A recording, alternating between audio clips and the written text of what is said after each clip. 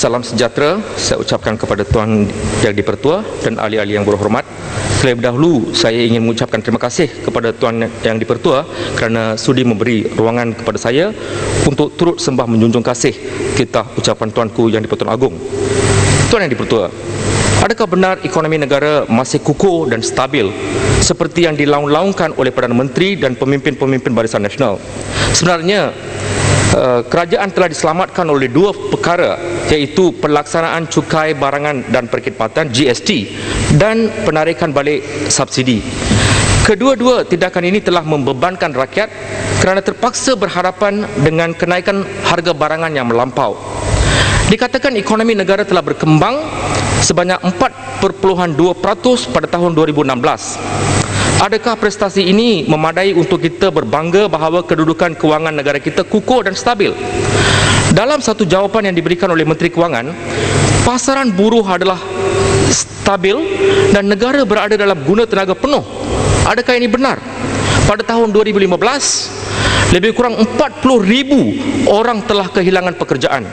Pada tahun lalu, lebih kurang 50,000 orang dikatakan telah kehilangan pekerjaan di seluruh negara. Begitu juga tahun ini dijangka lebih daripada 50,000 orang akan kehilangan pekerjaan. Pengangguran di kalangan anak-anak muda dan siswasa juga amat ketara. Menteri Kewangan juga mengatakan kadar inflasi masih terkawal, iaitu pada paras 2.1% bagi tahun 2015 dan 2016. Saya merasakan angka ini tidak mencerminkan keadaan inflasi yang sebenar. Cubitan inflasi yang cukup pedih dirasai oleh semua lapisan masyarakat. Pengukuran prestasi ekonomi negara harus dilihat dalam konteks makro. Banyak lagi indikator-indikator ekonomi yang lain harus diambil kira dan dipertimbangkan sebelum merumuskan keadaan ekonomi negara yang sebenar. Antara indikator-indikator yang menunjukkan ekonomi negara kita semakin uzur ialah penurunan nilai ringgit yang mendadak, peningkatan kos hidup, pengurangan pendapatan boleh guna, industri pembinaan semakin terbantut, hutang isi rumah yang semakin meningkat, penutupan cawangan-cawangan bank, kejatuhan mendadak prestasi industri otomobil, peningkatan kadar muflis, kesukaran mendapat pinjaman bank, pemotongan bajet untuk kementerian-kementerian, hutang negara yang melonjak. Semua ini membuktikan berlakunya pengucupan ekonomi yang telah mengheret negara kita ke ambang krisis kewangan. Tuan Yang di-Pertua, golongan B40 dan M40 adalah yang paling terjejas akibat kenaikan harga barangan. Kerajaan telah merumitkan keadaan ekonomi rumah tangga mereka dengan pelaksanaan GST dan penarikan balik subsidi. Pada tahun 2016, jumlah kutipan GST adalah berjumlah ringgit Malaysia 41.2 bilion. Jumlah ini dijangka akan meningkat lebih daripada ringgit Malaysia 42 bilion pada tahun 2017. Penjimatan kerajaan daripada penarikan balik subsidi pula boleh dipuratakan kepada 20 bilion setahun. Pengenaan GST dan penarikan subsidi mengakibatkan rakyat Malaysia menjadi 60 bilion lebih miskin setiap tahun berbanding sebelum polisi-polisi ini dilaksanakan.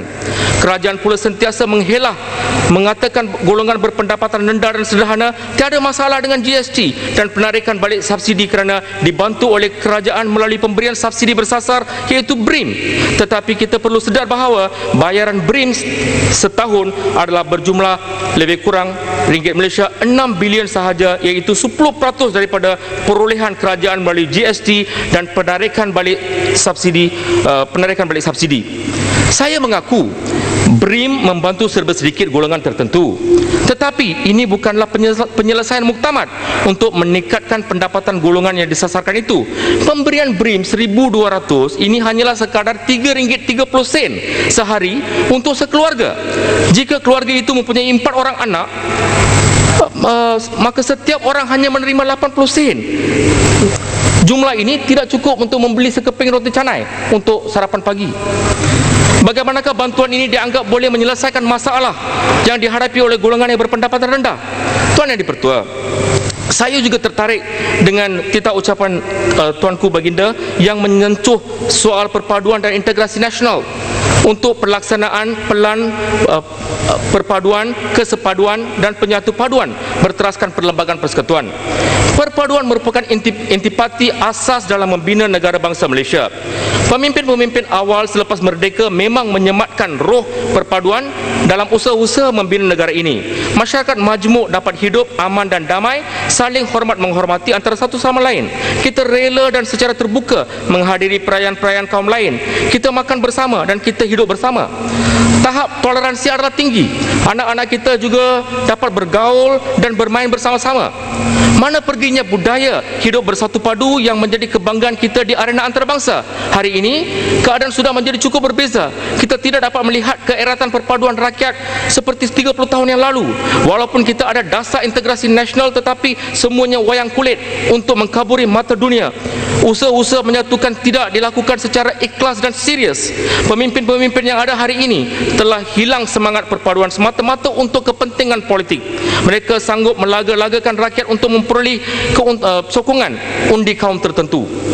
Cabaran utama untuk menghalang integrasi kaum dan hubungan etnik negara kita adalah bersangkutan dengan nilai hidup, iaitu prasangka, perkauman, etnosentrism, sosioekonomi dan pemisahan fizikal. Apakah langkah-langkah yang telah diambil oleh kerajaan untuk menyatupadukan rakyat berpandukan 5 perkara yang saya sebutkan tadi? Kerajaan harus sedar bahawa kerana nila setitik rosak susu sebelanga. Tuan Yang di-Pertua, kehadiran Dr. Zakir Naik di Malaysia telah mencetuskan rasa tidak puas hati dan pandangan kontroversi di kalangan pelbagai pihak. Mereka merasakan kehadiran beliau boleh memecah belahkan perpaduan dan mewujudkan persekitaran antara golongan-golongan tertentu di negara kita. Kenyataan-kenyataan beliau yang menghina agama-agama lain menyakiti golongan-golongan tertentu. Tuan Yang di-Pertua, saya ingin mengetahui apakah status Dr. Zakir Naik di negara kita ketika ini. Apakah pendirian kerajaan tentang kehadiran dan aktiviti-aktiviti beliau di negara kita. Beliau merupakan seorang warga India, dikatakan menggalakkan terorisme secara terbuka. Terdapat tuduhan daripada media negara India yang mengaitkan beliau dengan dukungan terhadap kegiatan terorisme. Yayasan kepunyaannya yang bernama Islamic Research Foundation juga sedang disiasat oleh negara India kerana disyaki mempunyai hubungan dengan pihak pengganas.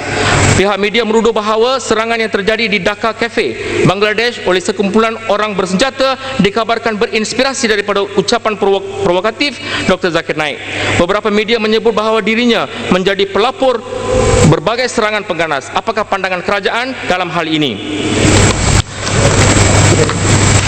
Tuan Yang di-Pertua, manakah perginya peruntukan bajet 2016 untuk SJKC dan SJKT? Presiden MCA memberi jaminan bahawa peruntukan ringgit Malaysia 50 juta untuk bajet 2016 untuk SJKC akan sampai tidak lama lagi. Masalahnya ialah, kenapakah peruntukan bajet 2016 untuk SJKC tidak disampaikan kepada sasaran dalam tahun tersebut? Parlimen telah meluluskan RM50 juta untuk SJKC. Manakah perginya wang peruntukan itu? Adakah wang itu telah disalurkan ke tempat lain? Pertama kali ini membuktikan bahawa kerajaan tidak serius mengenai pembangunan sekolah-sekolah vernacular. Oleh yang demikian, wang yang sepatutnya sampai ke SJKC itu telah diubah haluan ke tempat lain. Perkara kedua yang ingin saya timbulkan ialah sama ada SJKT telah menerima ringgit Malaysia 50 juta yang dijanjikan dalam bajet 2016. Hari ini saya telah menerima jawapan daripada Menteri Pendidikan bahawa hanya ringgit Malaysia 16.5 juta telah diperuntukkan untuk penyelenggaraan bagi sekolah-sekolah Tamil. Selain daripada itu, permintaan saya untuk menyenaraikan sekolah-sekolah yang menerima peruntukan itu tidak dijawab oleh Menteri. Ini menimbulkan kesangsian terhadap komitmen dan kejujuran kerajaan membantu SJKT. Mohon penjelasan.